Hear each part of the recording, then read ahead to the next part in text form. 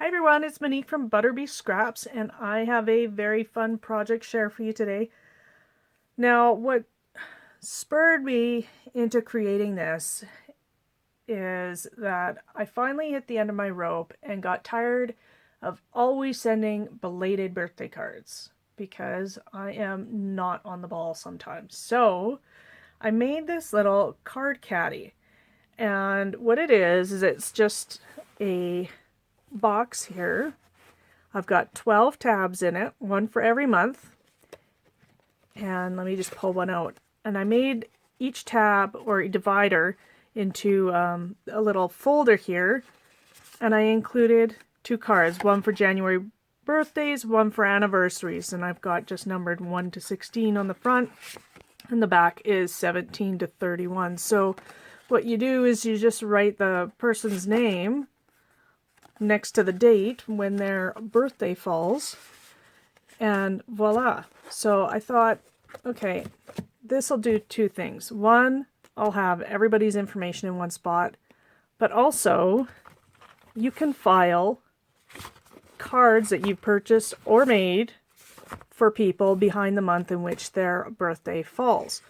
So I'm hoping this helps me with my belated birthday problem. And the plan is, at the beginning of the month, look at the next month. So, I should have looked at June a couple of weeks ago just to see whose birthdays are so that I could prepare for cards and all that kind of thing. So the box measures 5.5 inches wide by 8 inches tall at the tallest point. I make a lot of 5x7 cards, so I wanted them to fit in here. I also wanted to use just 12 by 12 paper, so the width of it is 2 3/4 inches. That's as deep as I could have made it. Otherwise, I was, cutting chipboard and doing all sorts of stuff like that. So let's have a look. I'll show you how I embellish this. Now, I use the BoBunny, etc. paper, and I know it's a very old paper line, but, it has been quite a long time since I bought any new paper, so I've got so much I got to use up. And just because it's old doesn't mean it's not nice. So anyways, that's the paper line I used. I also used a bunch of like vintage coins, currency. I've got stamps in here, and this here, I believe, is a cigar box label. And this is one of the things that I got when I was in Pennsylvania visiting Julie, the paper bag lady. So I thought I might as well use that. To reinforce the corners here, I added a box corner on each of the 4 corners. And those, of course, are from the ButterBeeScraps shop.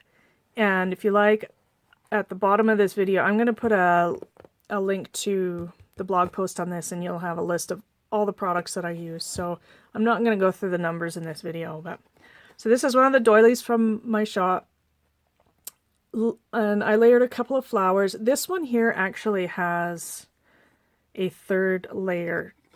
Not this layer, but it's like this, and then another thing, and I pulled it off because it really wasn't centered that well. So anyway, I did that, added some metal flowers from my stash, but also added the paper flowers. I always like to mix materials. I've got the rhinestones, I've got the metal, I've got the paper, I've got the doily. I just find that it just adds a lot of interest and texture to it. So I'm going to go through each of the tabs because, or I should be calling them dividers, they're dividers. What I did for each one is I used a different metal piece on every single one of them, just to show you how versatile these are. And you could easily take this and use it in the center of a card, or on the pocket of the pocket inside a mini album, whatever. So the tab I used was, I believe it's a discontinued Stampin' Up tab punch. So I did that. I actually stamped all the months with these little stamps that I got from Michael's. They're these Studio G stamps. Yes, I did really stamp each letter individually. That was kind of fun. So I did that. And then I cut them out using, it was a Spellbinders Ovals Classic small, I believe. And it was like the smallest die. And I thought it was just perfect for on there. And then, of course, I added 5 rhinestones just to, you know, outline the bottom of the tag. So this first pocket, you can see I've got some currency back there, metal filigree here, and this cool coin. You will also notice on every single divider I've added the month here. This is actually an old calendar that I printed out. I don't know, it was a digital download. I'm pretty sure it was free. It's actually from 2012, so the dates are not in the correct places, like not on the correct days of the week for 2016. But I don't care. I mean, I just wanted a little mini calendar. So that's January. February, I did this. I did another little belly band with another cigar label. Layered a couple of different colored filigrees there and have the coin and calendar. This one is probably my favorite. So I've got the calendar and the coin, but this here is one of the butterflies from the shop, and I cut it in 2 and spread it out so that I could put this round filigree in there. And this is actually a small silver bead cap that I flattened out. So I really like that. It's, I don't know what it is. I just really like it. So April, we have another bill there, a coin, a couple more different filigrees. Here's May. I love these square filigrees. They just look so nice. They create a nice panel.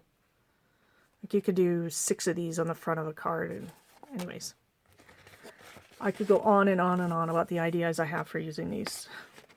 But we don't have enough time. So here's another one, another bill. Here's a stamp, calendar, a couple of the flowers, and a coin. And you guys, what I did to get a nice flat spot to glue the coin is I just actually layered the flowers on top of one another, put the coin where I wanted. I lined my Tim Holtz, the flat end of my Tim Holtz hammer up like that. And then I actually used a 1-pound brass mallet to hit the end just to flatten it out. You know, you could use any hammer, any old hammer, just to give it a tap. And it creates a nice flat spot. To put the coin in the center there. Also makes it easier to glue down. Here is July, so another cigar label for belly band.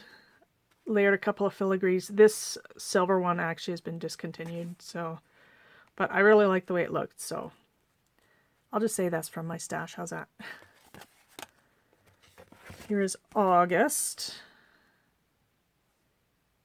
And this coin just fit perfectly in this little cameo frame. So there you can see I have a couple of cards filed under August. Ask me why I don't have any for June yet. Anyways, this one I also like too, with the 2 leaves. There aren't many of these left, and I can no longer get them. So if you really want them, you better go over to the shop and buy them. I do have them coming in copper, so it won't be the end of the leaf, but it'll be the end of the bronze ones, just so you know there. I'm just going to take these cards out. Here's October, November,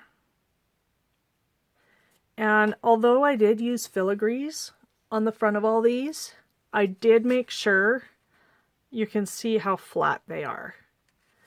Because, I mean, there's 12 of these dividers. The last thing I need is for them to be taking up all the room in the box so that I can't add any cards. So that kind of defeats the purpose of the box. So there, I've got a couple more filigrees layered with a coin in the center, stamp, another bill, December, and that's it. So anyway, I hope you guys like the box.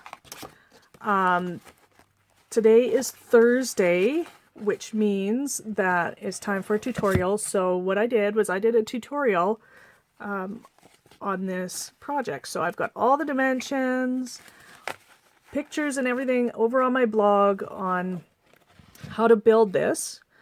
And bonus, I created downloadable PDFs of these little cards. So basically 4 of them fit to one 8.5 by 11 sheet. So you just basically cut the sheet in half twice. And yeah, so I've got one, and there'll be 4 digital downloads. There'll be the anniversaries front, anniversaries back, birthdays front, birthdays back, if that makes any sense. So yeah, hop over to my blog. I'll put a link in the description box there. Go have a look at some of the pretty pictures, and yeah, download the digital files and have fun building your own card caddy, because I'm telling you, this is going to be a lifesaver for me. So anyways, hope you liked it. Thanks for watching. Bye-bye.